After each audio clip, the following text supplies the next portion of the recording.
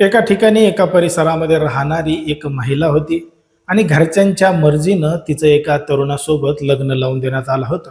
अगदी उत्साहामध्ये सगळं काही पार पडलं होतं. आता ती जी नवीन नवीन नवरी आहे तिच्या मनामध्ये अनेक आशा अपेक्षा होत्या की तिचा संसार सुखाचा होईल, सगळं काही सुरळीतपणानं जाईल. म्हणून घरच्यांनी सुद्धा तिचं लग्न अगदी चांगल्या पद्धतीनं लावून दिलं आणि ती त्या नवरदेवासोबत त्या नवरदेवाच्या घरी गेली. आता रीतिरिवाजाप्रमाणे सगळं काही पार पडल्यानंतर त्या ठिकाणी दोघा जणांची सुहागरात्रीची वेळ झाल्यानंतर जेव्हा नवरा बायको एकत्र आले, एक सोबत आले, तेव्हा मात्र नवरदेवानं पहिल्याच दिवशी दोघांच्या मध्ये एक उशी ठेवली आणि तो गाढपणे त्या ठिकाणी झोपे केला. पहिल्या दिवशी नवरीला वाटलं की थकला असेल, काही असेल, लग्नामुळं घाईघाईत असेल म्हणून झोपला असेल, म्हणून त्या दिवशी नवरी त्याला काही म्हणली नाही. पण मात्र काही दिवस निघून गेल्यानंतर दररोज दररोज दररोज दररोज तोच प्रकार घडायचा. जेव्हा तो मध्ये उशी नाही ठेवायचा तेव्हा तेव्हा त्या नवरीची सासू दोघांच्या मध्ये येऊन झोपायची आणि या संपूर्ण प्रकरणामुळं नवरी मोठ्या प्रमाणात घाबरायची. एक दिवस त्या नवरीच्या हातामध्ये तिच्या नवऱ्याची फाईल लागली आणि त्या फाईलमध्ये दडलेलं होतं आणि घडलेलं होतं एक धक्कादायक प्रकरण, धक्कादायक घटना. नेमकं काय आहे संपूर्ण प्रकरण, कुठं घडली ही घटना, हे आपलं अगदी सविस्तरपणे बघायचं आहे. पण जर तुम्ही अजूनही आपलं चॅनल सबस्क्राईब केलं नसेल तर लगेचच करून घ्या आणि बाजूला असणाऱ्या बेल नोटिफिकेशनला सुद्धा ऑन करायला विसरू नका. आता ही जी संपूर्ण घडलेली घटना आहे ती आहे उत्तर प्रदेशातील कानपूरमध्ये घडलेली संपूर्ण घटना आहे आणि या ठिकाणी या परिसरामध्ये राहणाऱ्या एका महिलेचं लग्न 22 जून 2023 रोजी एका तरुणासोबत झालं होतं. आता लग्न झाल्यानंतर सगळं काही सुरळीतपणानं होईल असं त्या नवरीला वाटत होतं. पण मात्र लग्नाच्या पहिल्याच रात्री त्या नवरदेवानं दोघांमध्ये एक उशी ठेवली होती आणि गाढ तो झोपी गेला होता. आता पहिल्या दिवशी सुद्धा तोच प्रकार घडला, दुसऱ्या दिवशी सुद्धा तोच प्रकार घडला. नंतर नंतर तो आजारी असल्याचे कारण त्याच्या बायकोला देत होता. आता हा सगळा आजारी असल्यामुळे ती बायको त्या ठिकाणी सहन करत गेली. पण मात्र काही दिवसानंतर त्या नवरा बायकोच्या मध्ये स्वतः त्या नवरीची सासूची येऊन झोपू लागली होती आणि दोघांना वेगवेगळं करत होती.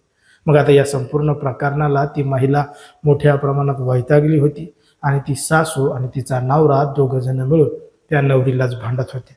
बघता बघता बरेच दिवस निघून गेले आणि एक दिवस त्या नवरीच्या हातामध्ये तिच्या नवऱ्याची फाईल लागली आणि त्या फाईलमध्ये समजलं की तिचा जो नवरा आहे त्या नवऱ्याच्या दोनही किडन्या निकामी झालेल्या आहेत आणि त्याची प्रकृती त्याला साथ देत नाही, म्हणून तो बायकोच्या जवळ येत नाही. आता हा सगळा प्रकार बायकोला माहीत झाल्यानंतर तिनं आरडाओरडा करायला सुरुवात केली. तेव्हा त्या नवऱ्यानं त्या बायकोला चूप बसायला सांगितलं, घडलेलं प्रकरण कोणाला सांगायचं नाही असं देखील सांगितलं आणि तोच तिच्यावर धावून गेला आणि तिला म्हणला की मला तुझी एक किडनी दे, नाहीतर मग उपचारासाठी 30 लाख रुपये दे. असाच दबाव त्या महिलेवर टाकला आणि तिला या संपूर्ण गोष्टी करण्यासाठी भाग पाडलं. पण मात्र आता ती नवरी शांत बसली नाही. तिनं घडलेला प्रकार तिच्या घरच्यांना सांगितला आणि घरच्यांनी तात्काळ जवळचं पोलीस स्टेशन गाठून त्या आरोपी नवऱ्याविरोधात, सासूविरोधात आणि घरातल्या अन्य काही लोकांविरोधात फसवणुकीचा गुन्हा दाखल केलेला आहे आणि सांगितलं आहे की त्यांनी अगोदरच सांगितलं असतं की त्याच्या दोनही किडन्या निकाम्या आहेत, तो तिला सांभाळू शकत नाही, तर तिनं त्याच्यासोबत लग्न केलं नसतं. पण मात्र त्यांनी सगळ्या काही गोष्टी लपवून त्या नवरीची, तिच्या घरच्यांची फसवणूक केलेली आहे, तिचं आयुष्य उद्ध्वस्त केलेलं आहे. म्हणून अशा नवरदेवांवर आणि तिच्या घरच्यांवर कठोरातली कठोर कारवाई व्हावी अशीच मागणी त्या महिलेनं केलेली आहे.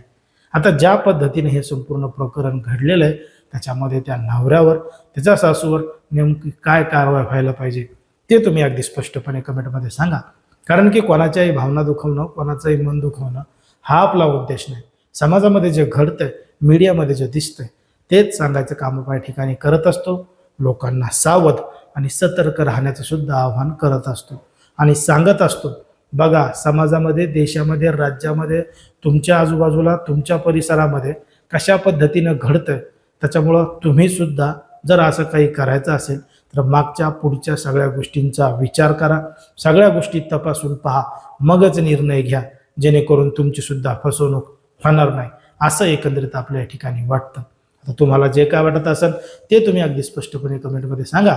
आणि अशाच पद्धतीचे नवनवीन व्हिडिओ पाहण्यासाठी आपल्या चॅनलला लगेच सबस्क्राईब करायला सुद्धा विसरू नका.